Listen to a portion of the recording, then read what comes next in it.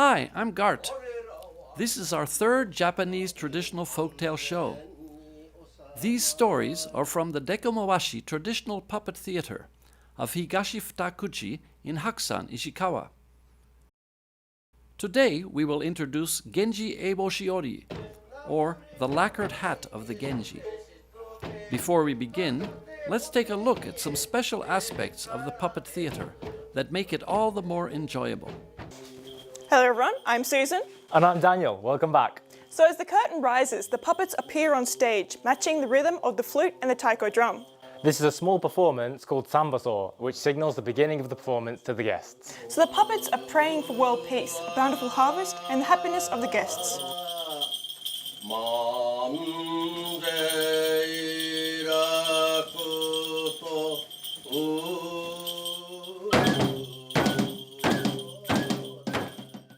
Next, the cordial puppet appears on stage. So this puppet gives a prologue of the main story. These are traditional courtesies which occur before the main performance starts. These scenes can also be seen in similar traditional Japanese performing arts, such as No and Kabuki as well. So they take great care to preserve the traditional formalities. Once the performance finishes, this puppet appears on stage to express gratitude to the guests. That's right, this puppet entertains the guests using wordplay, using the names of mountains, rivers and oceans throughout Japan. Yes, so that's what they call Hanahome. That's right, this is a masterful performance carried out by the Dekunomai Preservation Council Chairman, Mr. Jinichi Michishita. You can really feel his desire to entertain the guests.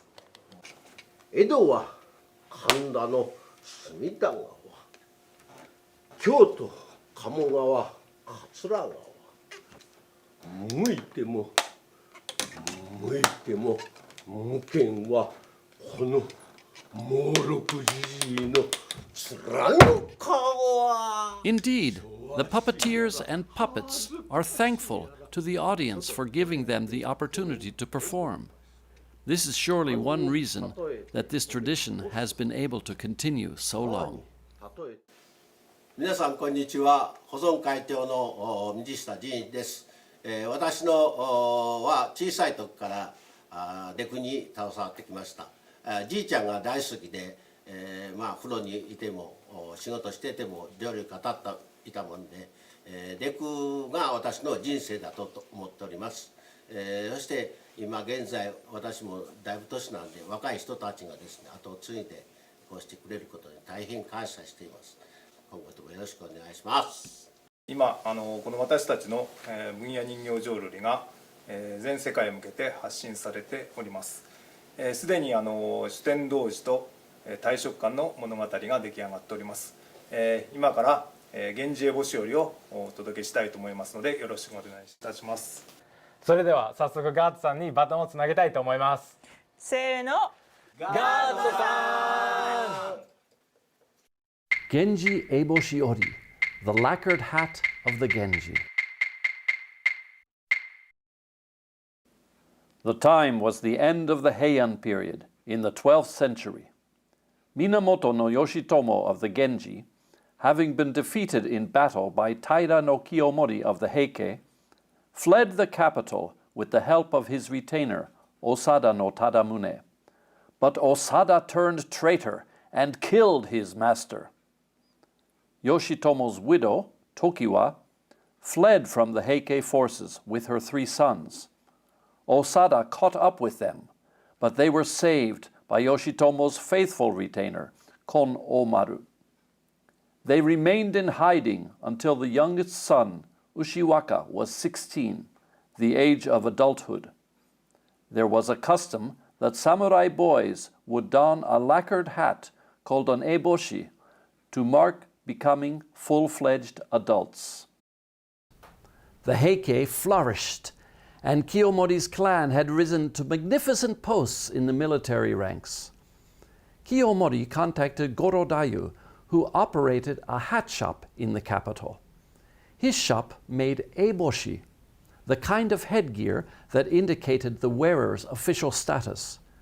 Kiyomori spoke to him thus: "I have heard a rumor that Yoshitomo's eldest son, Imawaka, has secretly undergone the ceremony to recognize his attainment of manhood, and has taken the name Uhyo Enosuke Yoritomo. I gather he is making preparations and gathering forces to attack the Heike. I also hear that his younger brother Ushiwaka has completed his training in the mountains of Kurama and is lying in wait near Kyoto planning his offensive. If this is true, both Yoritomo and Ushiwaka must have been covertly granted military rank by the emperor, and naturally they will need eboshi appropriate to their rank. If anyone whom you do not recognize comes to purchase an eboshi, inform me immediately. You will be well rewarded. Having turned 16 years old, Ushiwaka did indeed come to Gorodayu's shop to purchase adult headgear soon thereafter. I would like to buy an eboshi, he said. Ushiwaka was so handsome and was dressed so elegantly that the hatmaker's beautiful 15-year-old daughter, Shinonome, fell in love with him on sight. Attempting to calm her pounding heart, she hid her blushing cheeks with her sleeve. Her demeanor made her appear even more lovely to Ushiwaka. I am looking for an eboshi with the thin part at the top bent over. Ushiwaka took Shinonome's hand. Just then, Gorodayu returned to his shop and realized at a glance that the youth was likely to be Ushiwaka. Affecting a smile, he asked, "So, my young gentleman, you are looking for an eboshi? Well, well, do you have any preference?" "Yes, I am searching for one with a rough texture and the peak bent to the left," Ushiwaka replied. "I see. I don't have one like that already made, but I can have one crafted for you overnight, so please, won't you stay here this evening?" Ushiwaka turned to leave the shop. "Thank you, but no, I'll come back tomorrow morning." Grasping his sleeve to hold him back, Shinonome said, "It is my father's wish, but I also would like to celebrate your coming of age, so please do remain with us here tonight." Succumbing to her wish, Ushiwaka decided to wait there for his eboshi to be completed. Gorodayu addressed his daughter, "Shinonome, this young man being our first customer of the year, be sure to show him our finest hospitality." As he hurried out the door to see Osada Tadamune, Gorodayu thought to himself, "I have captured Ushiwaka! I have captured Ushiwaka! I shall receive my reward in gold coins aplenty!" That day, Ushiwaka and Shinonome exchanged promises that they would become husband and wife. Late in the night, when the left bent eboshi was completed, Shinonome said, "Let us celebrate here in this room." She set out a ceramic bowl of sake and cups for drinking. Seeing this, Ushiwaka said, "What delightful care you've taken. The truth is, I am Ushiwaka, son of Yoshitomo. Someday, when I have destroyed the Heike and this world becomes the realm of the Genji, I shall indeed repay this kindness. If times were different, all the lords of the country of Japan would be celebrating my first eboshi. These are indeed unfortunate circumstances." Ushiwaka shed tears, as did Shinonome. Ushiwaka leaned his sword against the alcove pillar, regarding it as the enshrinement of Hachiman, the god of war. He took the eboshi and placed it on his own head. "Beginning this day, I shall be known as an adult by the name Minamoto no Yoshitsune. Let the age of the Genji flourish forever." Shinonome felt pity as she watched the young man carry out this ritual all alone. In a moment of inspiration, she scurried to a back room of the shop, placed a large number of eboshi on a rack, and hung men's costumes under them. Bringing them out, she lined them up before Ushiwaka.